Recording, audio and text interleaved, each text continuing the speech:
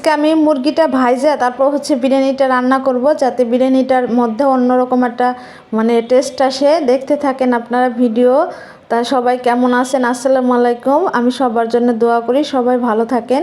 এই যে আমি আগে মুরগিটা ভাইজে নিছি, এরপরে আমি এই যে পেঁয়াজ ভাইজা তারপর আদা রসুন দিয়ে দিছি। এখন দিয়ে দিতেছি আমি একটু মরিচের গুঁড়া, হলুদের গুঁড়া তো দেওয়া যাবে না যেহেতু এটা বিরিয়ানি।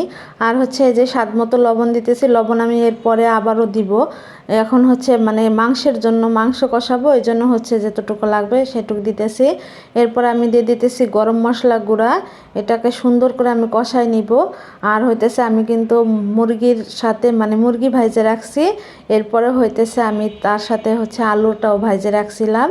আর মটরশুঁটি দিব এই বিরিয়ানির ভিতরে, সেটাও ভাজে রাখছি।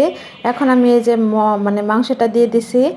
এখন সুন্দর করে আরও ভালো করে কষাই নিতে হবে। এই যে আমি আলুটাও দিয়ে দিলাম।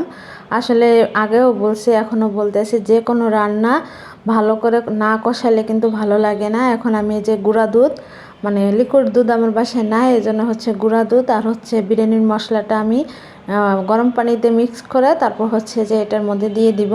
তা দেখেন আমি সুন্দর করে কষাই নিতেছি। কষাইলে আসলে আর জালটা আজকে কেন জানি অনেক গ্যাস ছিল চুলায়, রান্না করতে অন্যরকম একটা ভালো লাগতেছিল। তবে এই পাতিলটা যে নতুন, তো এই জন্য সাইডে শুধু লাগিয়ে যাচ্ছিল। যাই হোক, কোনো ব্যাপার না। এরপরে আমি এই যে বিরিয়ানির মশলা আর গুঁড়া দুধ যে গোলায় রাখছিলাম ওইটা আমি দিয়ে দিলাম। তা ভিডিও দেখতে থাকেন, আর ভিডিও কেমন লাগে অবশ্যই জানাবেন। এই দেখেন আমি এটা দিয়েও অনেক ভালো করে কষাই নিব। আর এই পাতিলটা কেন জানি লাগে যাইতেছিল বারে বারে, আমি সুন্দর করে নাড়ে দিচ্ছিলাম। এখন আমি দিয়ে দিছি অনেকগুলা কাঁচামরিচ, কারণ যে একটু পোলট্রি মুরগি তো, এটা তো ঝাল না হলে, একটু ঝাল ঝাল না হলে ভাল লাগবে না। এই জন্য একটু মরিচ বেশি করে দিছি। তারপর এই মরিচগুলো কেন জানি ঝাল নাই, বেশি একটা ঝাল হয় নাই।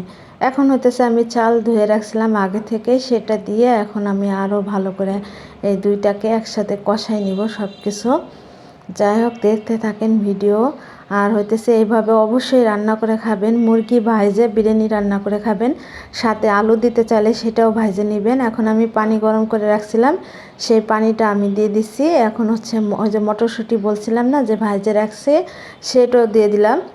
তা যে পানি গরম করে দিলে কিন্তু তাড়াতাড়ি হয়ে যায়, সব কাজে তরকারিতেও বা বিরিয়ানি পোলাও পানিটা গরম করে রাখলে তরকারিটা বা বিরিয়ানিটা তাড়াতাড়ি হয়ে যাবে আর কি। যাই হোক, এই যে যে আর আজকে কেন জানি গ্যাসটাও অনেক ছিল, এই জন্য রান্নাটাও তাড়াতাড়ি হয়েছে। এখন যে আমি সুন্দর করে আরও অনেক সময় করে রান্না করে নিছি। তাই এরপরেও কিন্তু আমি অনেক সময় চুলা কমায় তারপর বিরিয়ানিটা দিয়ে রাখছিলাম। আল্লাহ হাফেজ।